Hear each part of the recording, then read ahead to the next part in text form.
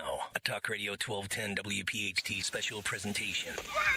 It's the end of the world. Hey, Nero, let's put a trigger warning on trigger warnings. I gotta take it on the other side. Yes, welcome into another Other Side. Dan Borowski here, Anthony DiRenzo, and man, do we have a lot on deck for today centered around these college protests. And Anthony, just right out of the gate, I'll ask you, because we've been going back and forth. The college protests, your overall thoughts on them, man? They're a little bit too radical, aren't they? A little bit. No? You're still not wavering on that? No, I mean, I do think they're out of hand, but I do get a little frustrated when I hear people call into our station or guests call into our station and essentially say that the kids don't deserve free speech. Now, if they start acting violently toward a Jewish student who has nothing to do with Netanyahu bombing people or, breaking campus, anything that the school owns, or You have kids calling for infantada at this point. I mean, yeah. Well, I'm not. I understand some of them support terrorists, and I understand some of them are losing their minds. But I think like towing that line of allowing people to say these insane things, it is something where, as much as I don't love hearing, go Hamas, pro Hamas, they deserve to die. But we are a country where those things are allowed to be said. I try to emphasize that at the same time. Yeah, here's a line that it's a kind of similar line that Biden tried to straddle this morning when he had his announcement. Take a listen. Before I head to North Carolina, I wanted to speak for a few moments about what's going on our college campuses here. We've all seen the images, and they put to the test two fundamental American principles. Excuse me. Cough it out. First is the right to free speech and for people to peacefully assemble and make their voices heard. The second is the rule of law. Both must be upheld. We are not an authoritarian nation where we silence people or squash dissent. The American people are heard. In fact, peaceful protest is in the best tradition of how Americans respond to consequential issues. But neither are we a lawless country. We are a civil society, and order must prevail. Throughout our history, we've often faced moments like this because we are a big, diverse, free-thinking, and freedom-loving nation. In moments like this, there are always those who rush in to score political points. But this isn't a moment for politics. It's a moment for clarity. So let me be clear. Dude, I got to stop it there, though, because I feel like he's kind of playing politics with the whole issue. Is he not? I mean, the reason why this is an issue in the first place. He doesn't want to make a decision because he has supporters on both sides of this issue. He understands he needs the Arab vote in a state like Michigan, but he also understands in a state like New York, he needs the Jewish vote. And he doesn't have a good answer for either side. I mean, you're right. He almost sounds like me a little bit, but at the same time, does that even seem genuine? This is coming at a time where he was forced. Well, it seems genuine coming from your mouth, but not from his, because he's had chance over chance to say something about it before, and this is the first time he's finally speaking up, and it's really going well for him. Anthony, take a listen.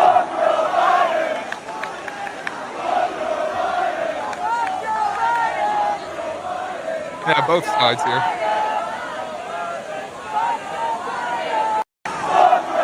And the school's embracing the Trump supporters because they're all against Biden, I guess. So obviously going well, huh? Kimmy checking in. Hey, Kimmy, how you doing? Nice to see you. Thanks for chiming on. Anthony, so what exactly do these protesters want then? What in your opinion are you thinking that these guys are calling for? Because it's not very clear when we hear from them, but you first. Take a shot at. I think a lot of them are outside agitators. I know that's been a topic that we continue to hear about. I know New York Post put out a story saying someone that is related to a member of Hamas was at one of the protests. So we're continuing to hear more and more information on this vein from the subject. But in my opinion, it seems like there are a lot of kids that are misguided, that don't understand the entire issue. I mean, we have funded Palestine and Iran to a certain extent, as much as we do with Israel. And it feels like we're just kind of playing constantly every single side when it comes to a war like this, and a lot of people don't understand that, let alone even understand their own side, which I know you're going to get to this clip of a NYU student who she has no idea why she's Columbia student now over at NYU march. Yeah. And what would you say is the main goal with tonight's protest? I think the goal is just showing our support for Palestine and demanding that NYU stops. I honestly don't know all of what NYU is doing. Is there something that NYU is doing? I really don't know. I'm pretty sure they're... Do you know what NYU is doing? About what? About Israel. Why are we protesting here? Palestine will be free! I wish I was more educated. I'm not either. Oh. I came from Columbia. I was there up at Columbia, and we came down. They said NYU students needed our support. So I came down. I heard there's lots of cops. Some people were saying it was getting dangerous. And what would you...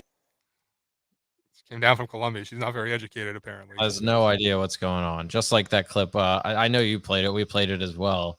There was one kid saying, "What the hell? It's finals. Like, let us out. You can't lock us in here." Like, come on. Oh, why don't I have that? Hold on. Finals. Let me see if I can pull that real quick. That's one of my favorite clips from the week. It's a complete joke. So I think this is a complete scam compared to what we saw like back in the day when people really were protesting for things that mattered. And I'm not saying this doesn't matter, but I think the oxymoron of this entire thing, whether it's outside agitators and people being incentivized to create chaos in these situations, but even the people that believe in this stuff, I think it really is frustrating, at least to me, because listen to what we say. Listen to what people on our side of the aisle kind of say when they call into our radio station. Most of these people don't want to fund war. Left, right, middle, indifferent. Nobody really wants to be sending, whether it's our people or money, to these situations and putting our people at risk and our national security at risk for what? Just to be the world's moral adult when we're still not doing good things over and over and over again. And, it's frustrating to me because, we're not happy with our own government either. And honestly, it seems like Israelis, they're protesting Netanyahu and how he's handling the situation. Same thing there. So honestly, whether you support the innocent people in Gaza, whether you support the innocent people that were murdered in Israel with all those tragic events, I think at the end of the day, we all kind of agree that leadership's terrible and we as the free people need to demand better on all ends. So it's frustrating to me because so by demanding better though, and then we got into a conversation with the caller. I forget his name, but I posted a clip over on social media. You can see it where he was on with Dom. But we were talking about the suggestion of like a Marshall Plan for the Gaza Strip, where essentially we just funnel money and re-educate the entire. So he suggests that re-education is the way forward to peace. But both Dom and I shot back and said, well, with the Marshall Plan, you had the Allies all together, forming a new society in Germany and in Europe after World War II. But then here you have a terroristic organization, Hamas, who's not going to surrender any control.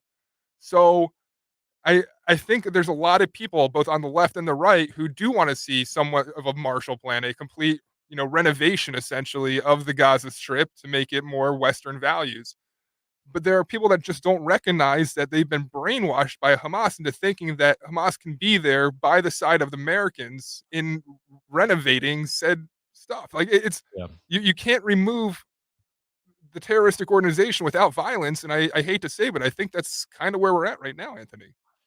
Yeah, but that doesn't mean stooping to their level, and I think that's what we constantly see Israel doing. And I know Hamas is. But again, I mean, that's how much of that is propaganda to try to get us to think that it's as bad as what Hamas does. I'm not saying it's like the drone drops on humanitarian aids. Yeah, the flower crisis or the flower incident with firing upon people just wanting humanitarian aid. Yeah, that's ridiculous. That can't be happening.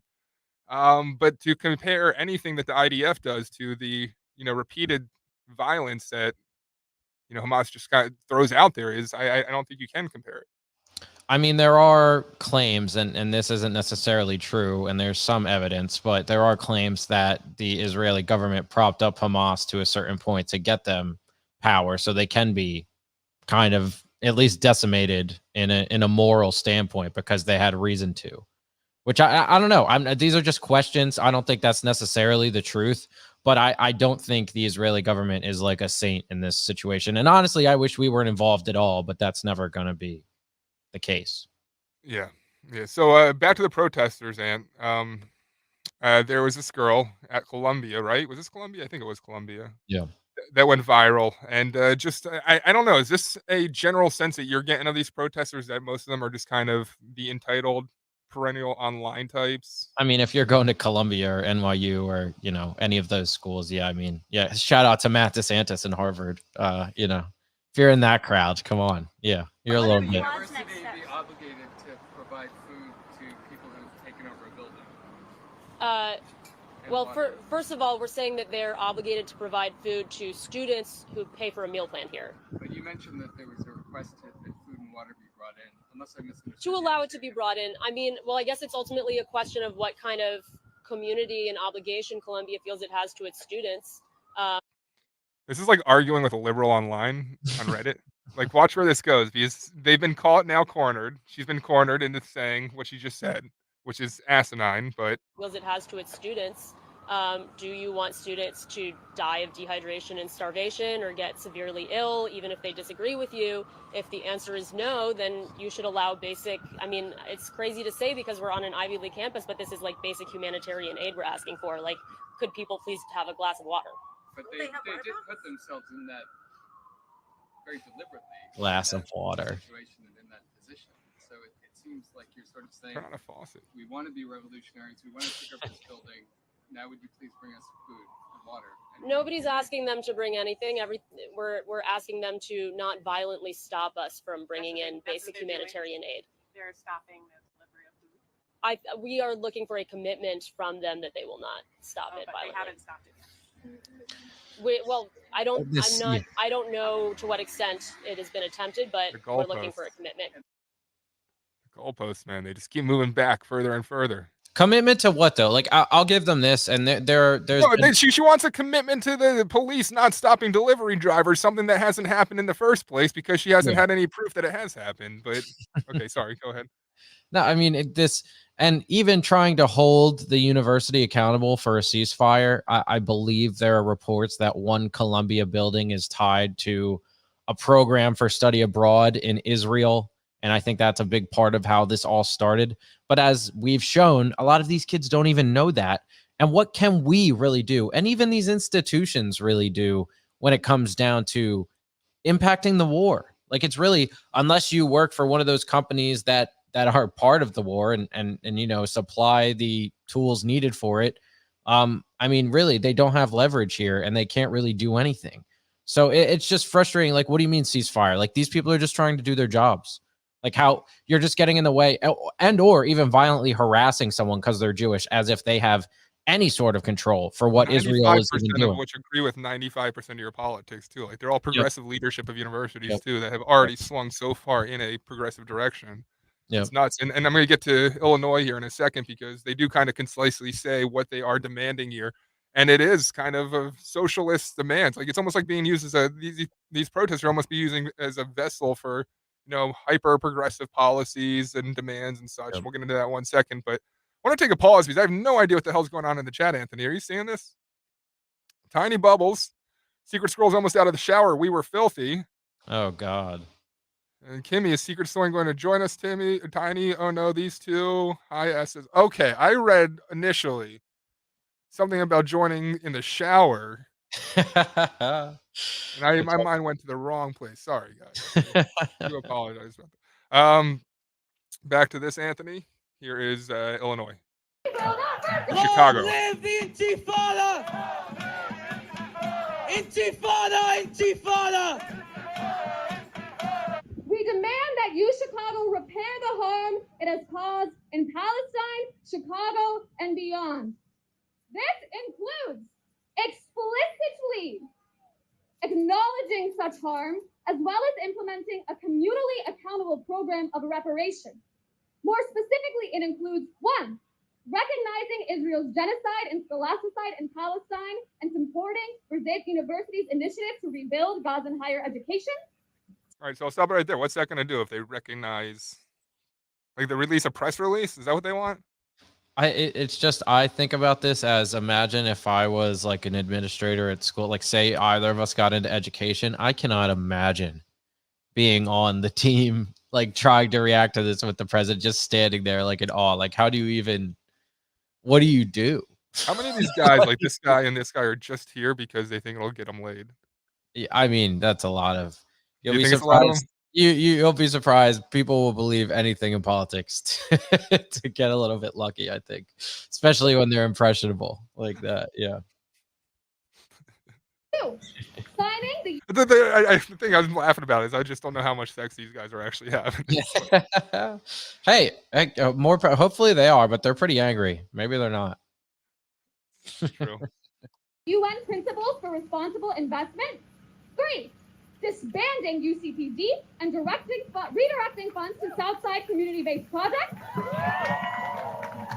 4. Allocating funds to annual rental assistance in local schools, expanding employer-assisted housing, funding grants for long-term affordable housing, and halting expansion on the South Side. 5. I'm curious how that affects the war in Palestine. Expanding community housing. Yeah, on the south side of Chicago. I don't know. I don't know about that. And South Side, isn't that a little dicey over there anyway? Yeah, it is apparently. Yeah. You ever go to Chicago? I need to. I've been meaning Yeah? to. I want to go up to Wrigley this summer with the Phillies are visiting, but it's getting close already. So I don't know. Tickets might be too expensive for me to go this year. What are tickets for the Sixers game tonight? Do you know? I was looking. They're starting around 120, and I guess if there's a bunch of people giving them away, if you get lucky, because there's been a ton of people I want to get lucky. Trying to get all the Sixers fans back in. Ruben and all his team are giving some of them out. So if a lot of people walking around the city today in a Sixers jersey, whatever, they'll really? They're just like walking around the city handing them out. That's awesome. Yeah, there's a few videos they posted doing that. Like so. Times Square with the comedians that huck the tickets on you. Yeah. The opposite. You don't have to pay $20 for a CD. Right? But right. Yeah, they bring you there. It's like, oh yeah, 5 drink minimum. Oh, great, awesome. So how are universities responding? First off, one of the early responders was Indiana, my alma mater. Yep. They send in the IU State Police, some SWAT officers. Dunn Meadow is right outside the student union, and we're like, get the hell out of here, guys. But it went viral, and I'm curious if you think this is too much, too violent of a breakup, Anthony. This is one of the early ones. Didn't really get much play in the media, though, surprisingly. Oh, look at them chanting! Oh, look at them chanting! Oh, you guys are so funny! Big boys! Look on the ground! Right!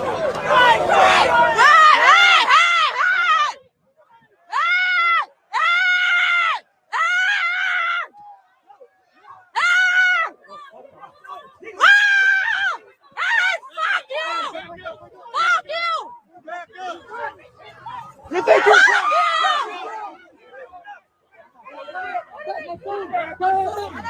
you!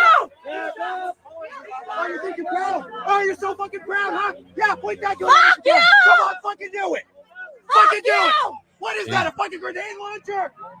Why don't you fucking leave? It's a grenade Why launcher. don't you get the fuck out of here? Oh, it probably is a tear gas grenade launcher, right? Yeah. Oh yeah, look at me. Can't You proud of this? launcher. Fuck you! Fuck you! Fuck you! So I don't know. Are the protesters just overreacting there with their screaming and making it seem more violent than it actually is? Or Anthony, I mean, the aiming of the canister launcher at the crowd's not a good look. I can pretty much I can put that out there. I know we're both just saying, that's probably like flashbangs, but people don't know that, and it's kind of threatening. I wouldn't say they can't do it, but it's obviously going to induce some sort of reaction.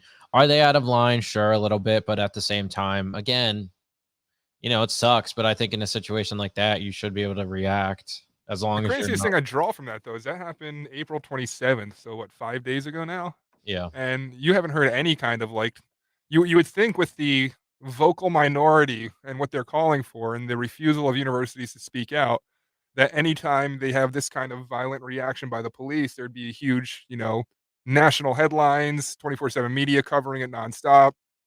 Nothing, not a peep. So I really think society, this is kind of proof that even mainstream media is over, trying to exploit police reaction as being too much.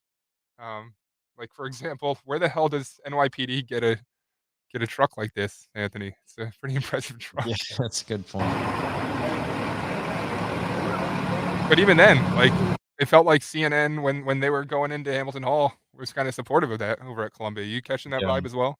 Yeah, I mean, they were threatened. I know we've played some clips of CNN even at these protests trying to debate people and get into the nitty-gritty of what happened on October the 7th and et cetera, et cetera. And then they're like, why are you in my face? Get out of my face. And they give up on the debate. And CNN was saying that some of the protesters started to get semi-violent with them, and they escorted him off of the scene. I believe that was at UCLA. But yeah, I mean, CNN even, you know, they're getting to the point of logic. And I know you played with Dama, we played earlier as well, Al Sharpton, kind of coming around to that kind of mentality as well. So yeah, like they were real vocal. I've got to say, you'd ask what parents were saying about this. I mean, for parents whose children are, and they're children, by the way, there's some adults, but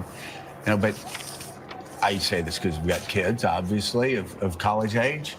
I mean, obviously, there are many that are distressed. I'm sure many are concerned about their safety. I certainly hope the students got out and they're doing it peacefully right now. But Richard, this is, I tried to explain this a couple days ago. Maybe I wasn't eloquent enough. But I can tell you my family. I'm not saying the Vietnam War was a just war. It was not a just war. But I can tell you the riots on college campuses, the riots at the Chicago Convention in '68, all of those things moved my family from being Democrats their entire life to being Republicans. I remember I was young, and I remember my parents asking, what in the world is going on in this country? And of course, you know, they were raised in the Great Depression in rural Georgia. Kind of hard for them to hear rich kids on campus. So he's talking very slow, but you get the point. He continues there, and he says essentially that this is similar to how his parents were turned into Republicans, and this really hurts Biden and the Democrats. And bringing it all together with last week, where our conversation was, you know, young future conservative voters, I think when you have a sect of the Democratic Party acting out like this, it's natural that it drives people to the right. Agree? yeah, no, I do, but that's why I think we went over it last week when we talked about the woes of the party and their messaging on multiple issues. I think that's something that's still, as much as that's correct, I think they still kind of push people away a little bit, and that's kind of the problem. Like, are they going to have those people 40s, 50s, 60s and up that are fed up a little bit? Sure, but I'm still very much worried, and even worried about that age group with women for the party, especially in an area like ours in the Northeast. So it's, I don't know. It's something. I would say the top two for women of our age is probably abortion and student loans, and it seems like Republicans fail on both topics. They act like both are not an issue, even though both are really an issue. And it doesn't matter what you want to make the election about. You have to appeal to what the election actually is becoming about. Yeah. So more reaction from police to these protests. Let's go to UCLA. And first off, I'll play how the police handled things last night, and then I'll play you the reaction, Anthony, how they armed themselves today to fight back against police. There's a struggle going on over here now, but again, Wow. Oh my goodness. Gina, this is so dangerous. Again, they're shooting rubber bullets, but I can tell you from doing stories about rubber bullets, they are extremely painful. If they hit your leg, your arm, they could break your arm. But they're trying to get into this encampment to get everyone arrested and out of this encampment. There's a struggle going on. Very MacGyverish and thrifty of them to use these pallets. Where do you think they get these things from, first off? Well, that's something in general. Like, where do they get all this stuff? Like, that to me, that kind of proves the organization of it. And there's been a bunch of reports online, not all of them are confirmed, but about groups getting together, coordinating, getting the supplies for these events and moving forward with it, which again, I'm okay with. And I encourage protesting, even if I totally disagree with you. But it seems like a lot of this is done with like the intent of total and pure chaos. which like is just that's why we were just getting that. And do you think it's for a cause, or do you think it's just because they're bored and want to LARP? LARP being live action role play. If you've never heard, I do think there's a lot of angst that people want to kind of get out there, and people are also just fed up and sick and tired of like the power structure that kind of feeds us nonsense. But at the same time, I just think other people are angry and they want to be a part of something that kind of ensues something, you know, like we're seeing now. And hopefully I'm wrong, but it's scary when you get a group of people like that together. You never know what's going to happen, especially now. I mean, they're canceling some graduations with these kids who barely had a normal high school and college experience as is. So it's, their I mean, high school just graduations canceled, and now their colleges are canceled. Yeah. Yeah. Here's how UCLA students responded, and why I ask about the LARPing, because this looks like something out of like a LARP YouTuber. Mm-hmm. Look at the trash cans. Look at him run. Go. You got it, guys. You got it. Stand up to the police.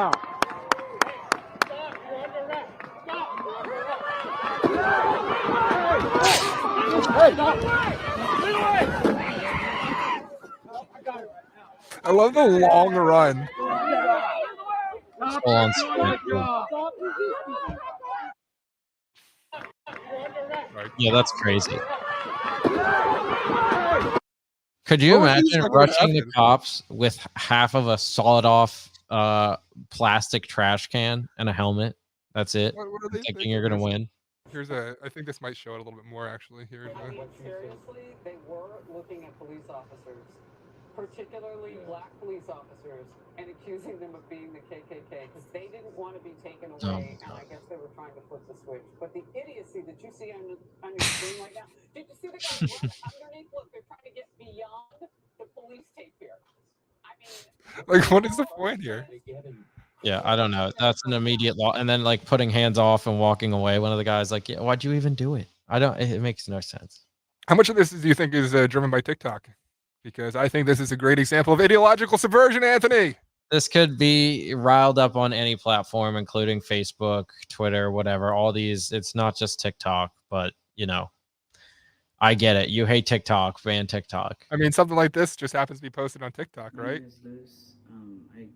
I graduated from Cal Poly Humboldt in 2019 with a degree in critical race, gender, and sexuality studies.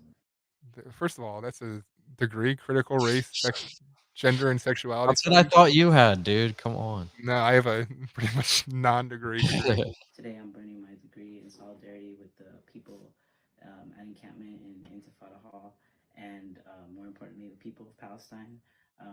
It's outrageous to see how the university and admin is handling everything, and responding to the people exercising their First Amendment rights, call off the cops, and meet the students' demands, and more importantly, free Palestine. I might burn mine too. Yeah, for what cause would you burn yours? I don't know. Just what's the it was the most worthless. I'm not saying it's worthless. I found my job through it, but still, yeah, but it's still kind of worthless. Yeah, kids got it figured out. But yeah, I mean that's lunacy. Meet the students' demands, get the cops away. Like okay, like you don't. It's not like you're the one. It's clearly he wasn't the one who was threatened on campus if he feels that way. So good old Luz taking out a lighter to his diploma that he's gonna demand that the government pay for to forgive. The cops or firefighters show up at his dorm, you know. Here's Fordham University, where kids decided to set up a tent encampment inside a solarium. He's sponsored by REI too. All brand new stuff. I said on the Dom show, the only time I've seen like a tent set up inside is for like a 5-year-old who wants to feel like he's outdoors, and his parent like gives him a bluey tent. Yeah. Or you have like a car show on the back of a Ford Bronco to show how outdoorsy the car is. Yeah, literally. It makes no sense otherwise to have a tent set up indoors. But I bring up the tents because apparently Tony Bruno's been on a hunt for the source of the tent conspiracy. They're all using the same tents. Yeah. Yeah, like there's a bunch of pictures online of schools all over the country using these same tents. So people are whether it was those signs you're referring to, the tents, people are wondering where all of it's coming from. So that's something we're all trying to get to the bottom of. And it's definitely, there's no way it's a total coincidence. Is there Right. some different entities helping it? Sure, but I love like Reddit conspiracy. They posted about it, and the top answer was, "Oh, Occam's razor. Usually the easiest answer is the first answer, and it's the cheapest $30 tent at Walmart and on Amazon." But to think that all these protesters at the exact same time use their Amazon Prime accounts to order tents, receive them all at the same time via shipping, and set them up, like you'd have to know ahead of time that you needed to set up this encampment, right? Yeah, it's So, are true. you ordering your 2-day shipping? Well, a lot of people have Prime now. Is this Was there a run on purple-haired individuals to the local Walmart to No, you know buy what, up the dude? tents? You know what? This shows you how good Amazon Prime is and why you need it. Because all these people have Prime. This is gonna be the next Amazon Prime commercial. Like, it sells itself. We're gonna All see. right, well, let's do an Amazon Prime commercial here, even though we're not paid by them. But hey, dude, Fallout's freaking excellent, man. Oh yeah, dude, Right? so good. Yes, I loved it. So I watched it in like a day. You watched the entire thing in a day? Well, I held in one. Moderation. Like you gotta take a chill pill and enjoy I held it. one for the next day, but on my lazy Sunday, I watched like all of Fallout. Yes, unfortunately. So Fallout, absolutely fantastic, and I'm 100% convinced that the writers wrote it as an allegory for coronavirus. I mean, it was already a thing before coronavirus, but I could No, understand. the story wasn't a thing. The story was crap in the games. Yeah, I get what you mean. I'm just saying, I guess the premise, but you're right. The story, just from what, just not anyone being out there and emerging. No. So listen, everything makes sense, right? So Vault Tech is the pharmaceutical companies, right? They want the control, so they release upon not atom bombs. They release, what do they release? Coronavirus themselves, the pharmaceutical companies. And what do they offer? And why do they release this upon the world? Is because they want to offer nonstop vaccines, nonstop medications for symptoms that they cause themselves, placing us all into a theoretical vault and under the control, full control, financial control of the pharmaceutical companies, which we've seen an explosion of since coronavirus. Yeah. I mean, I would say it's more. And then all the non-vax people are the people on the outside. In my opinion, it would be the ghouls and everything. But in my opinion, it would be more of a metaphor for government in general and control and like the false hope we have. And like even when you see like the election in there, and also the whole conspiracy about voting for which vault, and where all the leadership comes from, and as that kind of continues to follow up and develop throughout the story. Are they all globalists? Do they all come from the same, vault? No, that's what I mean. And it's kind of as much as like we talked about that last week with globalism and what is really happening and who is pulling the strings to a certain point with money and power and influence. And I think this is I've said this about Dune, and I think almost Fallout might be even more so, just a very, very perfect example of power and power dynamics in a human life, and how when too much of it gets to people's heads, like the scenarios that could unfold. Yeah. Hey, go watch it again because you said you wanted to watch it again, right? I think I'm on episode 4 already again. So yeah, I'll get through it. Sid's making fun of how do we pronounce this word? Did I pronounce it? Is this another it's allegory. Yeah, is it not? Did I not use it right? No, you used it right, I believe. Because back in the Atlantic City days, when I was first starting in radio, I read a live read that had HORS, then DEVORUS, and I read it hors d'oeuvres on air. And people were like, do you mean hors d'oeuvres? Because I don't think hors d'oeuvres is anything. Hold on. Allegory. Okay. Yeah, see, you're right. And that's hors d'oeuvres. I was a slave at a wedding catering event place, so I would have got that at least. So not just saying. A story, poem, or picture that can be interpreted to reveal a hidden meaning, typically a moral or political. I'm just happy Sid just likes saying crazy stuff. Dan, you don't have a black eye. There's just bad lighting with the hat. It might. I don't know though. I got that dog, man, and she is a lot. And I've definitely got kicked in, stepped. Yeah. No, I've gotten stepped on the eye, man. I'll just lay on the ground and she'll just have her way with me. God. Wow, hold on, please. strike that from the record. So how's it going locally, Anthony? Here's UPenn's campus. What's this? The Ben Franklin statue? Yeah. Oh, you can't see it. Hold on.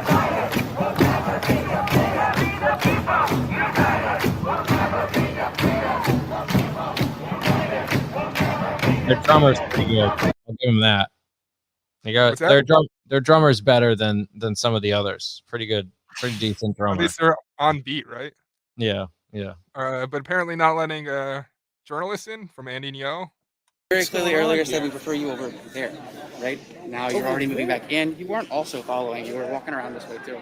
No, I never entered this line right there. Well, you know what we No, meant? I'm clarifying the request was Just a little stoppage just to point out that the tents are indeed the same as Fordham. Yeah. They aren't. over there. That was never the request that was made. Okay. That's ridiculous. Okay. I mean, I appreciate you. Well, actually, no, you're not explaining it to me in any way, shape, or form, Because I so have I no don't know reason where to. we're going here. And Giving a very polite I've request. spoken with campus police Okay, that's right cool. now. There is no infringement. There is no I don't care what campus police said, man. sovereignty here. There is no. Yeah, that's cool. I talked to some of your organized. Do you go here? Are you a student here? It's none of your business, man. Are you a student at None this of your campus? business, man. So you're not a student here. None of your business. Okay, because I spoke to campus police earlier, and they were telling me that there were individuals on the edge, like yourself, of the encampment that aren't even students here. Okay.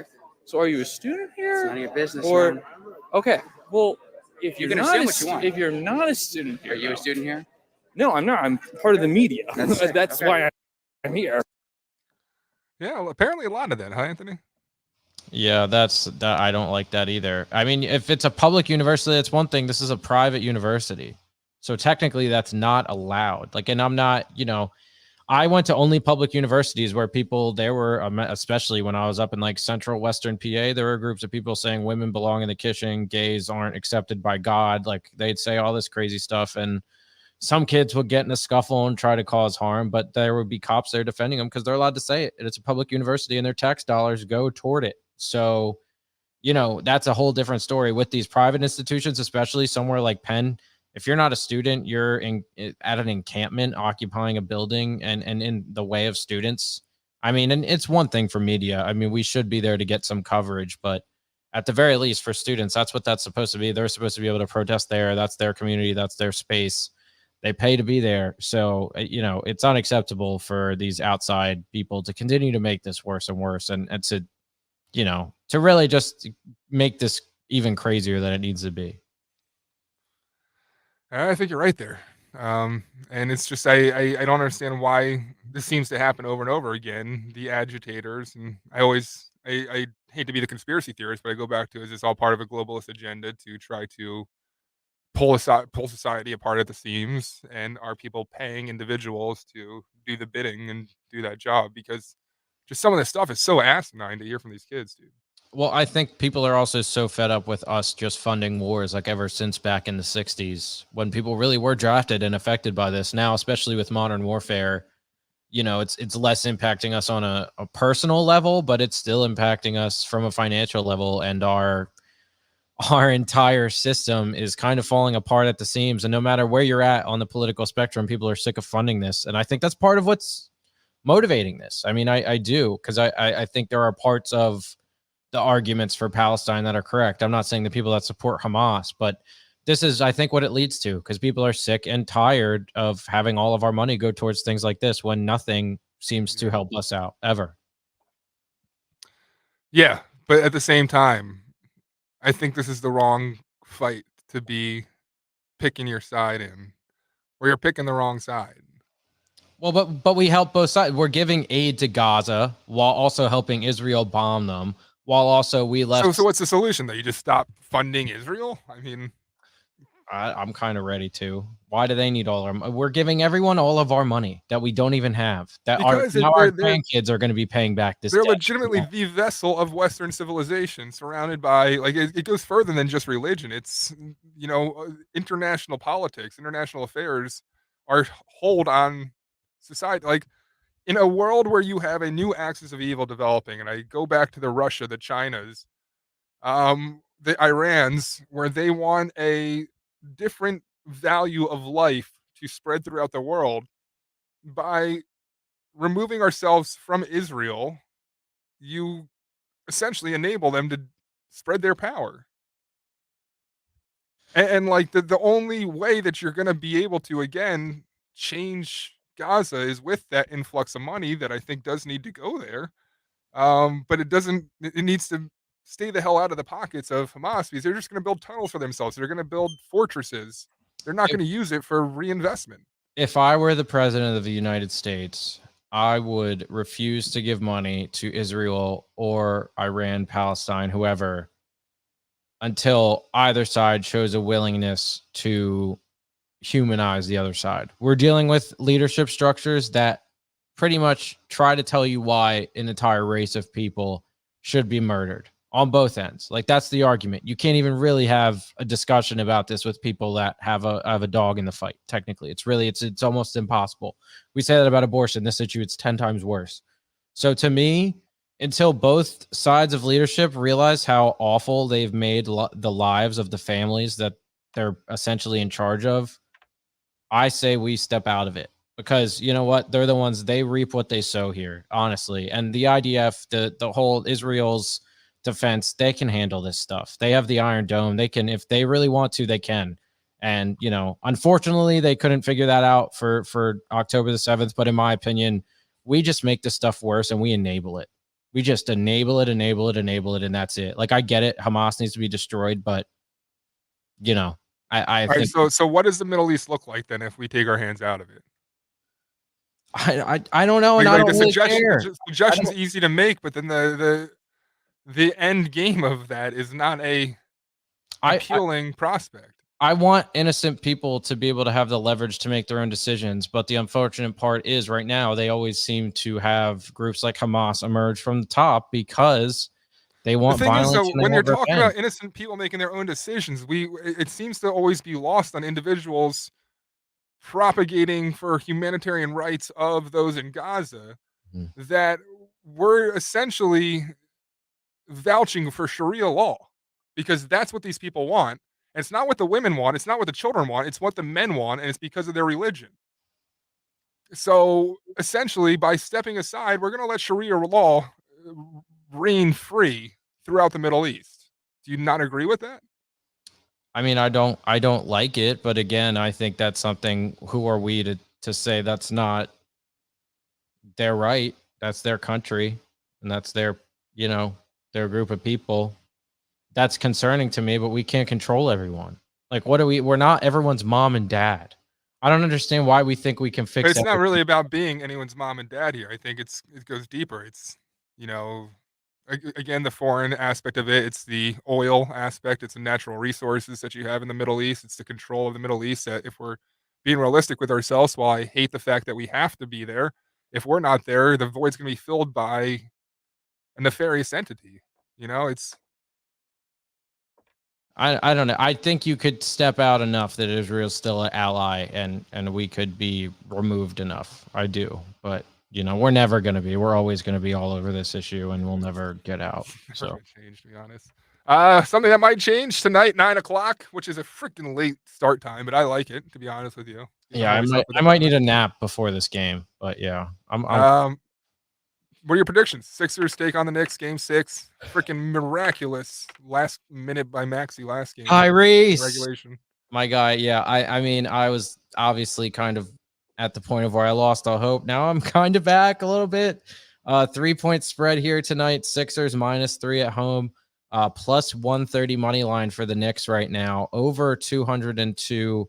In my opinion, I don't know. It feels like a high scoring game. I might go over there.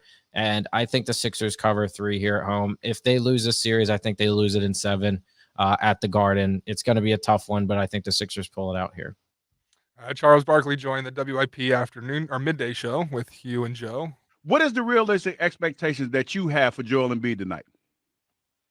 He just got to give me anything he can. That's all he can. First of all, I think they should use him more as a decoy, to be honest with you. Because the Knicks, for some reason, they're doubling him.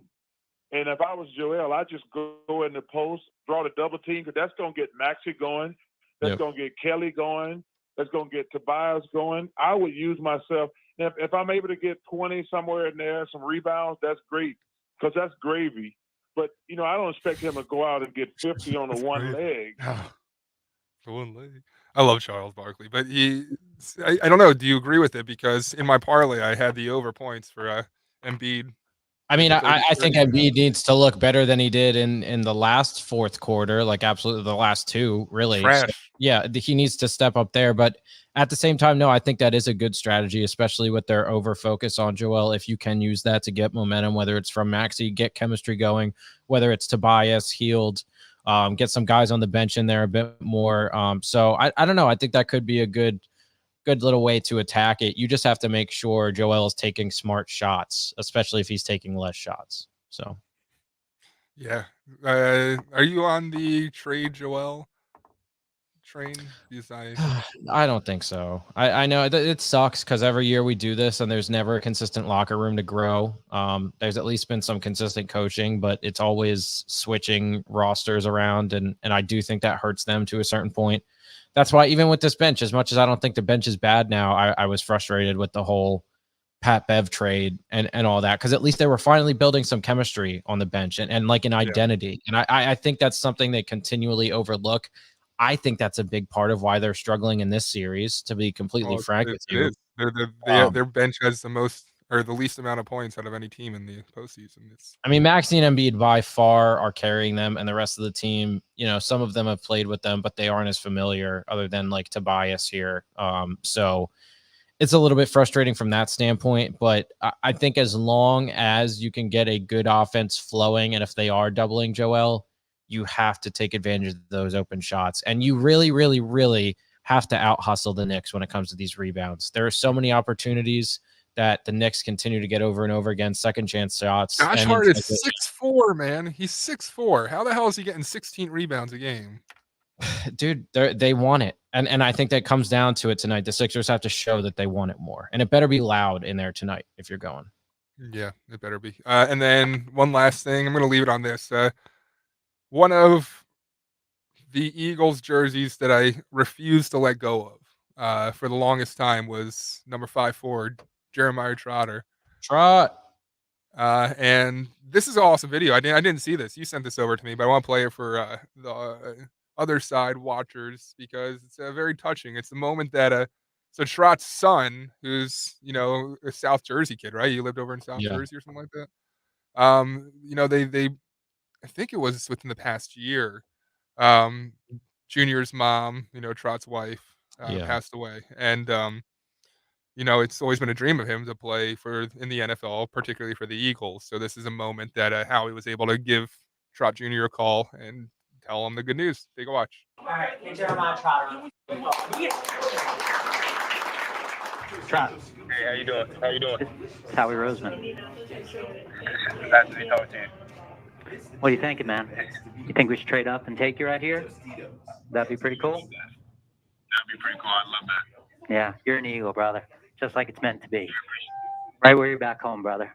Proud of you. I appreciate it. Congratulations. Jeremiah. Hello. How you doing? It's Coach Sirianni. I'm doing good. How you doing? Hey, congrats, man. Jeremiah, how old were you when I first met you? I'm Two? sure I was Two? 3? Yeah. 4? Congrats, man. Thank you. Just really huge congrats. Congrats to your dad. And I loved your mother, so. Thank you. Congrats. Can't wait to see you. Thank you. I appreciate you guys. And I bring that up because I don't know, Anthony, if you didn't hear that interview with Ike and Jack and Spike between Trott, his son, and, those guys, freaking amazing interview. So go listen to that. Yeah, I mean, it shows you why Jeffrey Lurie is really one of the most elite and caring owners in the NFL. Not a lot of guys do that, especially for a 5th, 6th, 7th round pick. It's awesome that they were able to score him still. How we absolutely murdered the draft. Cooper killed it, man. Cooper. What a stupid question what are your thoughts on McLean's question, though? It's only 14 seconds. Oh, my God. This as is you probably know, nuts. there haven't been many white starting cornerbacks in the NFL in a long time. Do you think that'll prevent you from getting that opportunity? I mean, if they put me out there, I'll be excited to play out there. as you probably. How are you supposed to answer that question? It's like he works in politics. Like, what kind of? Oh my god, man! Like, it's a sport where maybe he'll be corner, maybe he'll be safety. He's a great player either way. The fact that we're saying this, you would never say that to a black player. It's insane. Yeah. But, And why is everything just seen through a racial lens? Like, that's so stupid. Can we move away from that police world? All right, that's all we got. We gotta get out of here. Well, I gotta get out of here. Got a wedding tomorrow to go to in Avalon. You ever go to a beach wedding? What do you wear to a beach wedding? Oh, I was actually at a wedding last weekend with my buddies up toward the Poconos. It was great. So have fun. I hope yours is as fun as mine was. You didn't answer my question though. Oh, beach wedding. Can you wear flip flops? I know you would. I feel like I would, but I don't want to be the only guy at the wedding. To wear flip-flops. Yeah, like a loose button down and khaki shorts. Is that the move? I think they're wearing like suits though. Like yeah, navy suits like this. So can I just pull off a button down, or do I? So I was thinking about going to look for a jacket at some point this evening, but I already tried that. Maybe just I love to look like that. Yeah, sport coat, open button down, and some like slimming pants. I guess, which you're tall, so you got that. Douchey look though. I don't know if that's too douchey. I don't know. You could pull it off. It's fine. Well, I do dress very douchey, so I'll openly admit that one. Sorry, I'm just keeping your time because this is what I need to do anyways. Figure out what the hell I'm wearing tomorrow. But I won't be in. That's this moral of this story for the Dom Show. But please tune in. We'll have a great one. We got J Town coming back on after a great social media response. Attorney that's been working with Trump. Great analysis on both the protesters. He says that all these teams should just send in their football team to break things up. Not a bad suggestion. Like the frat kids over at UNC. I just did that, Kimmy, and it didn't help at all. She just says Google appropriate attire for a beach wedding. Well, yeah. It looked like it was out of Home Living or something for selling like a backyard patio set. That's what those pictures gave me. And your thought of the day from Tiny Bubbles: crispy underwear is better than smelly underwear. Yep, you guys are one of a kind. Our audience, thank you for that one right there. All right, Anthony, what's coming up in the Dawn Show tomorrow? Tomorrow we will have Andre Bellevue in with Dawn, I believe, at 10, and Anthony Hennon 10:30 to go through all the latest Pennsylvania headlines of the center square. And then on Kale and Company, we will have Harry Mays, Tony Bruno, Dawn Stensling, Greg Stocker, Miss Robin, myself, packed show. So we'll be there all morning.